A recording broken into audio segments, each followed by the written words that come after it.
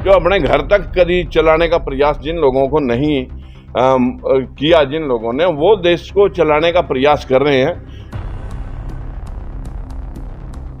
Russia है, हमारे पड़ोस में जापान है, वहां का युवा आज सारा काम पे लगा हुआ है। हमारे देश का युवा कावड़ें ढोने में लगा हुआ है। ये कहाँ पढ़ी थी सरस्वती और किस स्कूल में कितने डिग्री ले रखी थी? इसको ज्ञान की देवी कहा जाता है। ये मूर्तियां किसके आदेश पर लगाई जा रही हैं? काम में ही जीवन है, वर्क ही पूजा है। पूजा पत्थरों की करने से काम की कर लो ताकि देश का निर्माण हो जाए।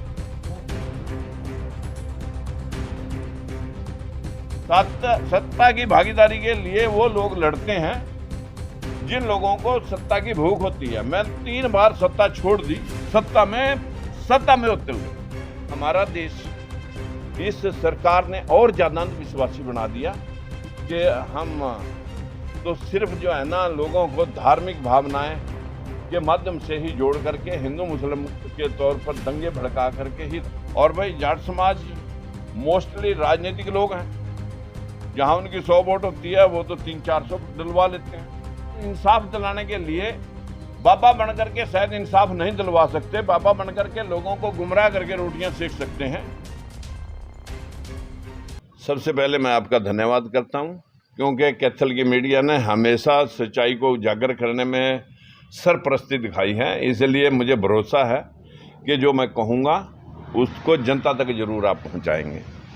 मेरा भाव है, सरकार ढिंडोरा पीट रही है राष्ट्रवाद का, सरकार ढिंडोरा पीट रही है अपने भारत इसके हरियाणा के विकास का, और सरकार ढिंडोरा पीट रही है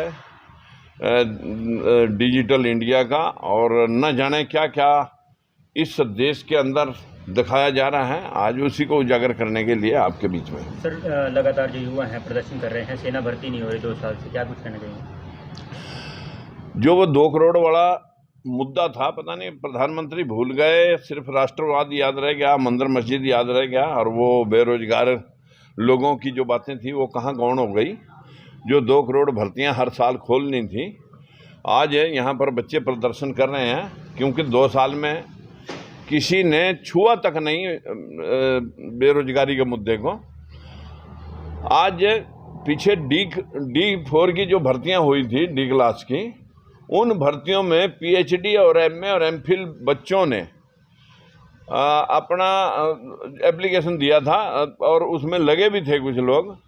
तो उनकी उस क्वालिफिकेशन का क्या करें? जो माँ बाप ने सपने संजोए थे, देख करके एक किस्म से इस देश के हुक्मरानों के प्रति हमेशा से झूठ का जो पुलिंदा है, वो लोगों को बड़े लुभावने वायदे दे करके वर्गलाते हैं और देश का सर्वनाश करते हैं। यही आज जो कांग्रेस ने 55 साल तक किया, उसी प्रकार से बीजेपी आज 6वीं बारी सत्ता में होने के पश्चात वही काम कर रही है, और वही वो लोग हैं।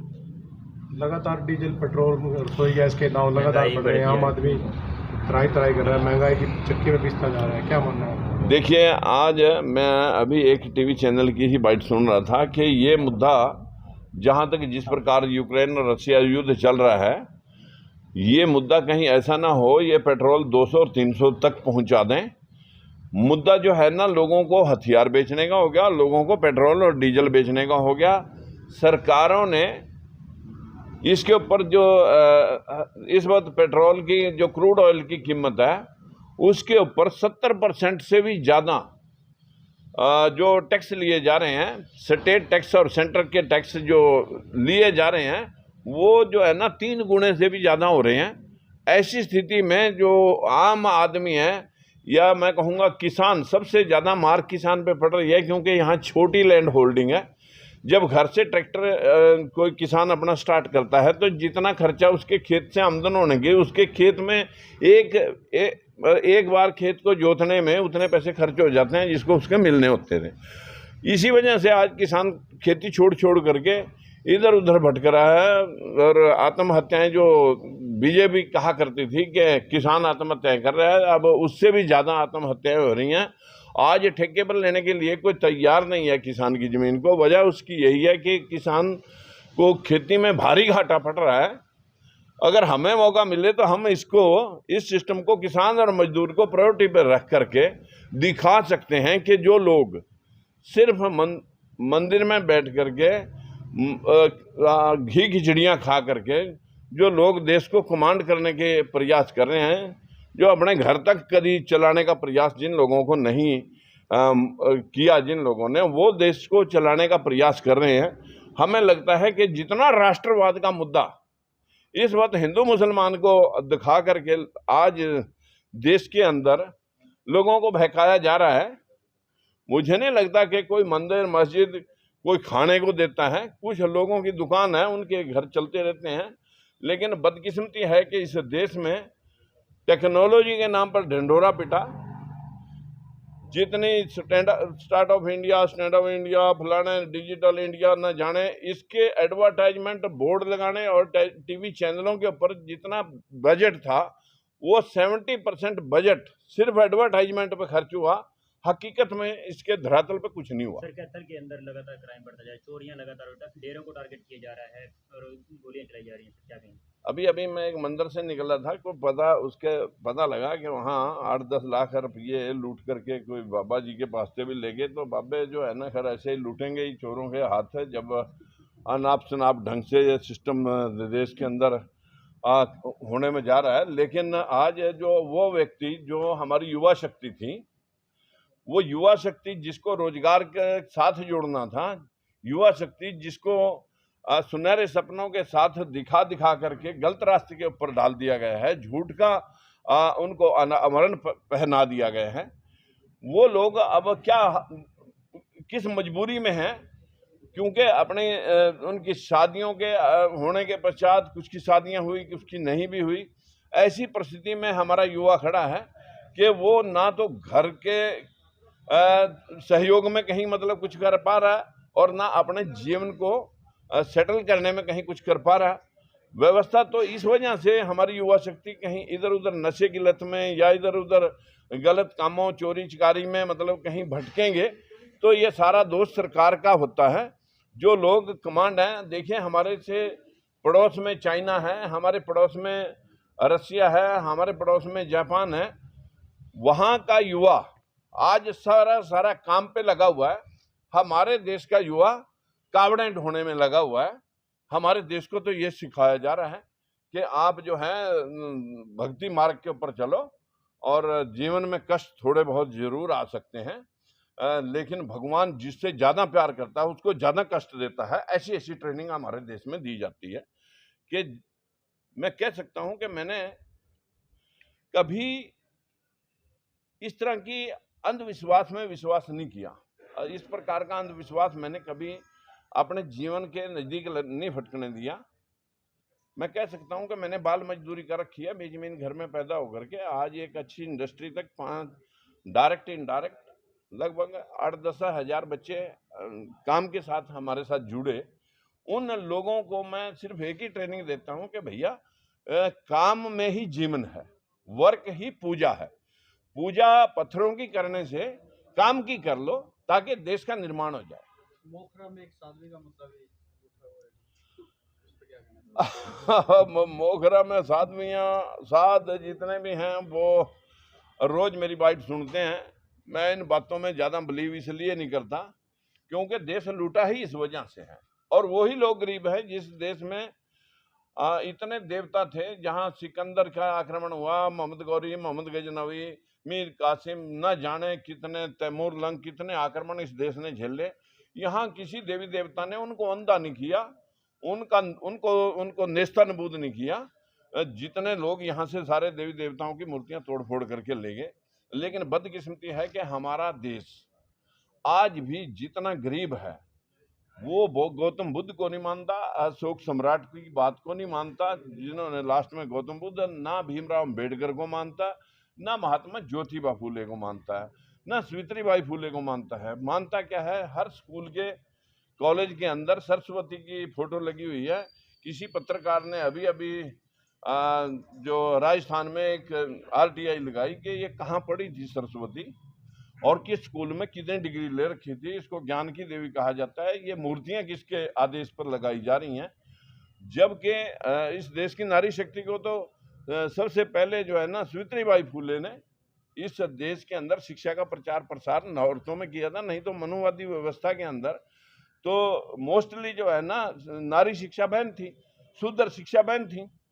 तो ये व्यवस्था का ही एक कारण है कि हम सब के सब कहीं ना कहीं अंधविश्वास की चपेट में है और हमारा देश इस सरकार ने और ज्यादा अंधविश्वासी बना दिया कि हम तो सिर्फ जो है ना लोगों को धार्मिक भावनाएं के माध्यम से ही जोड़ करके हिंदू मुस्लिम के तौर पर दंगे भड़का करके ही राज करना चाहेंगे। इस देश के युवा को रोजगार के ऊपर लगा करके हम राज के नहीं कर सकते, क्योंकि फिर लोग सवाल पूछेंगे। लगातार जो है ज्वाइनिंग चल रही है सर, लगातार ज्वाइनिंग ग्राफ बढ़ता जा रहा है और लोकतंत्र सुरक्षा पार्टी ज्वाइनिंग नहीं दिखा रही है, क्या कहेंगे? देखिए मुझे इतनी बात को कहते हुए कोई संकोच नहीं। मैं जिन लोगों की आवाज हूँ वो सारा कमजोर तबका है और कमजोर का कोई संगठन नहीं होता, भूख का कोई संगठन नहीं है। यही जो अपर कास्ट हैं सारी पार्टियां मोस्टली उन्हीं लोगों की हैं। हमारे लोग ज़्यादा जल्दी प्रभाव में आते हैं और अगर आम आदमी पार्टी के बारे में आज ज्वाइनिंग चल रही है तो मुझे लगता है ये नौटंकी अभी कुछ दिन में ही सामने आ जाएगी। जिसको पंजाब के अंदर कहा गया कि जीत हमारी पॉलिसियों की, शिक्षा की, स्वास्थ्य की नीतियों की जीत थी, तो मैं दावे से कह सकता हूं कि आधे स्कूल खाली, आधे वो महल्ला क्लिनिक खाली पड़े हैं।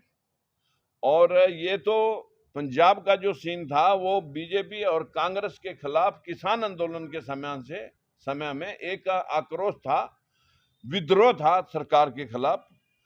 और कांग्रेस की अंतर्कलह से ये सब हुआ कि वहां ऐसी को चीफ मिनिस्टर बनाया गया। बदकिस्मती है कि एससी और बीसी को तो एससी बीसी वाले ही वोट नहीं देते, तो अपर कास्ट के लोगों ने कहां वोट देनी थी। तो इसलिए सबके मन में एक ही बात आया कि भाई इस कार से तो बेगारी भली है, तो बेहतर है कि इसी को डाल दो आप पार्टी को। जजमान बाल कितने बड़े बड़े हैं, अभी सामने आ जाएंगे। लोग दंगा करने वाले अब से पहले तैयार खड़े हैं। विकल्प नहीं था। विकल्प के तौर पर जो है ना उन लोगों ने कांग्रेस, बीजेपी और अकालियों के खिलाफ एक फतवा दिया। तो मैं इतनी बात जरूर कहूंगा कि ठीक है, अगर कोई पार्टी कुछ अच्छा देश में करने का प्रयास रखती है तो हम उसका जो है ना हरियाणा में भी स्वागत करेंगे, लेकिन उसको दो जवाब जरूर देने पड़ेंगे कि चंडीगढ़ के बारे में आपका क्या स्टैंड है।